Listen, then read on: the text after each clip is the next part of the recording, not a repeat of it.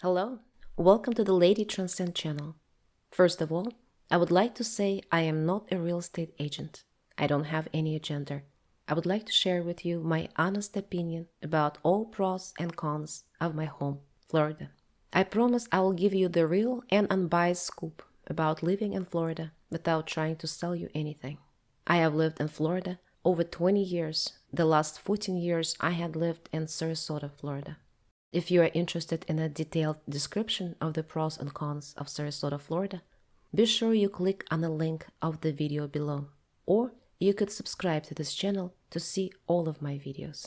This video in particular will teach you about Florida as a whole, all its good and bad, as well as recent changes.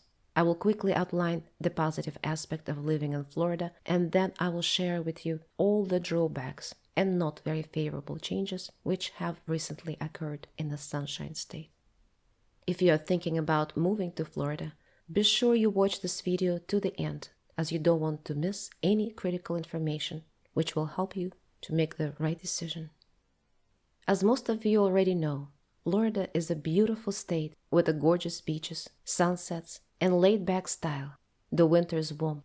We see very few cold days of 40-50 degrees, with most of in the middle 70s during the winter months. Plenty of outdoors activities are available to any taste or any age, such as golfing, biking, boating, fishing, kayaking, walking through the beautiful parks, running trails, visiting food, art, and music festivals, museums, and concerts. Please share in your comments below what other activities you like to do in Florida. There are a variety of different budget restaurants, which you can enjoy the fresh seafood and other delicious dishes Florida is famous for. Florida has a good healthcare system, which attracts retirees. According to U.S. News and World Report, Florida has the best hospitals in the country. The #1 hospital in Florida is the Mayo Clinic Jacksonville. Florida has a good education system, and that attracts younger families. According to data released from U.S. News and World Report, Florida education ranks #3 in America.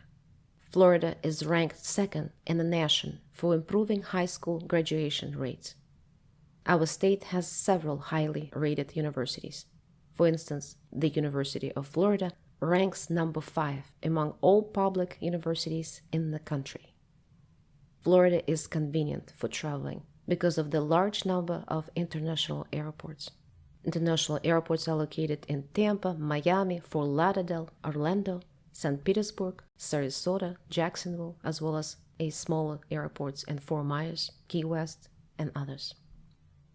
Another of my favorite aspects of Florida is a variety of cruise ports.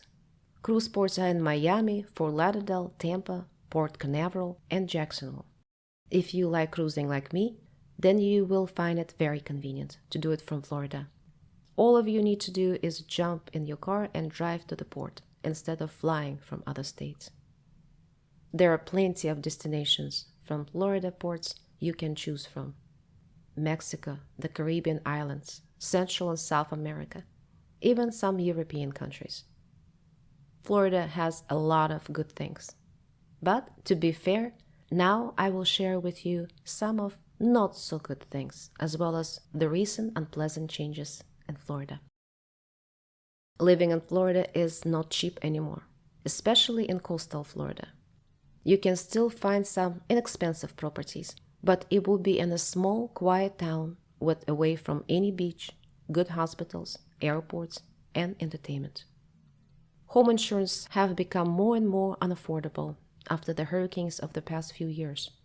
On top of the hurricanes, we had a terrible sinkhole disaster a few years in Miami, which caused a high-rise condominium to collapse. Let's presume you can afford all new expenses such as a mandatory flood insurance for your new coastal house, Florida taxes, huge electrical bills, car title transfer, and other miscellaneous bills. If you are planning to reside in Florida all year long, I would suggest before you move, give it a try for the month of July or August. The average temperature in June, July, August, and September is 92-96 degrees, which is not so bad compared to some other states such as Nevada, Arizona, or Texas. The Florida temperature is seldom rising to the 100 degrees. But the humidity, especially from the middle of July to the middle of September, is an unwelcome surprise. If you can tolerate 80% humidity with 92-96 degrees, then you will be okay. We all think we are used to humidity until it really sets in. That said, we all think we can tolerate the cold until we get off the airplane up north in January. People who can't stand the Florida humidity usually go back up north in May and return to Florida in October. Many of our residents who retired from up north do exactly that. We can call them snowbirds. Another surprise is the rainy season, which lasts all summer till the middle of October. We have regular showers with or without lightning every day in the summer, usually in the afternoon. Florida is not only the sunshine state, but also #1 lightning hazard state in the United States, with 285 lightning events per square mile. So you have to be ready for power outages in the hot, humid summer, or you can add another serious bill to your budget as a home generator. It probably will be a very useful investment, especially with the peace of mind it gives during the hurricane season. For people who never experienced a hurricane, it could be very frightening. For people who had such experiences like me, it still could be frightening. Be sure you click on the link of my other video below if you want to see what I experienced in Sarasota, Florida during the Hurricane Ian. Another unpleasant change is more and more traffic each year. Road widening construction is stretching across the state from Miami to Orlando.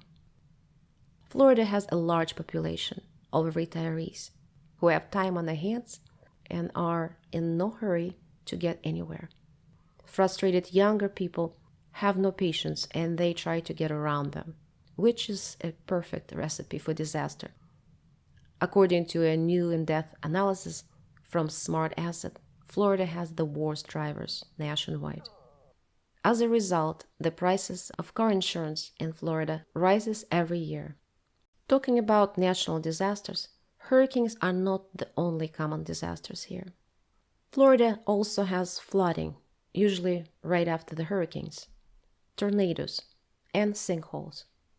Florida is the worst state in the country for sinkholes, due to abundance of limestone throughout Florida's underground terrain. Water can dissolve the bedrock and create a sinkhole. Although fatalities from sinkholes are rare, it can cause real issue for homeowners. You probably know that Florida has a lot of dangerous wildlife, such as sharks, alligators, water moccasin snakes, also known as the cottonmouth snakes, brown recluse spiders, and others. One more thing I wanted to mention are the pollen allergies. Lots of people suffer from pollen allergies in Florida in February, March, and April. Some people like me suffer from outdoor allergies all year long. Something is always blooming. In the rainy season, there is a lot of mold, which many people like me are allergic to. I used antihistamine meds like Zyrtec for many years. The last 2 years, I'm receiving anti-allergy shots every month, which seems to be helping, fingers crossed. But despite all bad things, I still love Florida, and in my next few videos, you will know why. I will take a much deeper dive in this and other topics, including my favorite places and the best budget places to live in Florida. So please don't forget to subscribe and check out my other existing videos about Florida. See the links below. Thank you for listening. Until next time.